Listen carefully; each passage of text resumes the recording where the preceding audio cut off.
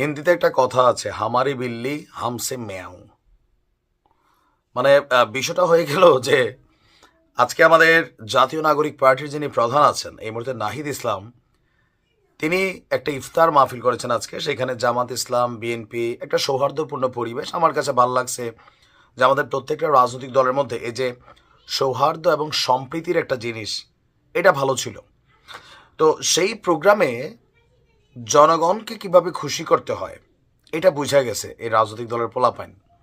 নাহিদের একটা বক্তব্য ছিল ইউনূস সরকারকে কেন্দ্র করে, যে কতটুকু বিচার করলেন আর কতটুকু সংস্কার করলেন এটা কড়ায় গণ্ডায় এই সরকারের কাছ থেকে বুঝে নিবে। মাত্র 6 দিন বা 2 সপ্তাহ হয়েছে না, 28 তারিখ তিনি রিজাইন করে আসছেন। তো আপনি যে ক্ষমতায় ছিলেন, সংস্কারের কাজ বা বিচারের কাজ কতদূর করে আসলেন? আবার তিনি হুঁশিয়ারি দিচ্ছেন কাদের? তার 2 বন্ধুই তো এখন ক্ষমতায়, ডক্টর ইউনূসের সরকারই তো ক্ষমতায়। তিনি বলছেন যখন শপথ নেওয়া হয়েছিল তখন জাতির কাছে একটা কমিটমেন্ট ছিল এই অন্তর্বর্তী সরকারের।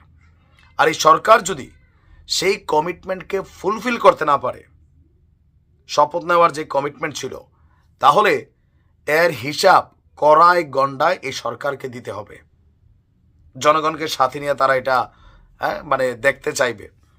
আর নির্বাচন ইস্যুতে বিএনপি বলছে যে ছাত্রদের যে রাজনীতিটা, এটা হচ্ছে নির্বাচন পেছানোর রাজনীতি, কারণ তারা নির্বাচন এখন পক্ষে না।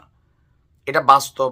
নতুন দল নিবন্ধন হয় নাই, মার্কা পায় নাই, জনগণ চিনে না, এলাকায় গ্রহণযোগ্যতা নাই।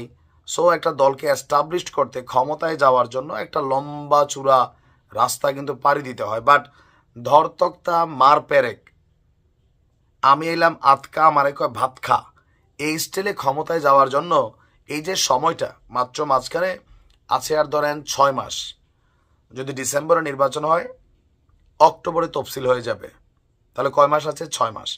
এই সময়ের মধ্যে দল গোছানো সহ এ টু জেড কাজটা বড়ই ক্রিটিক্যাল।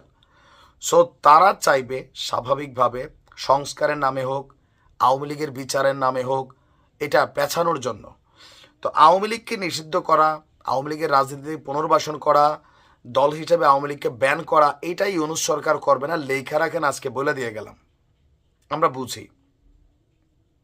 কিন্তু নির্বাচন ইস্যুতে সময় কালক্ষেপণ করা, এটা পলিটিক্যাল স্ট্যান্ডে তাদের জায়গায় তারা সঠিক। তবে তারা বলছে বিএনপিকে যে আমরা নির্বাচন পেছানোর রাজনীতি করি না, বিচার এবং সংস্কারটা একটা লেভেলে চলে আসুক, আমরা নির্বাচনের জন্য আপনাদেরকে সহযোগিতা করব।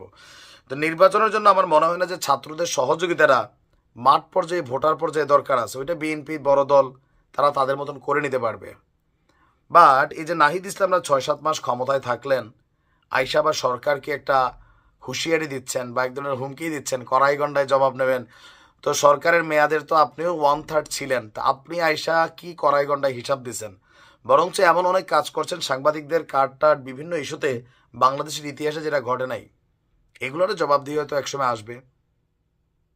এখন আসিফরা কি করছে, মাহফুজরা কি করছে, সেটা আমরা জানি না। বাট আমরাও কিন্তু বিচার এবং সংস্কারের হিসাবটা চাইব।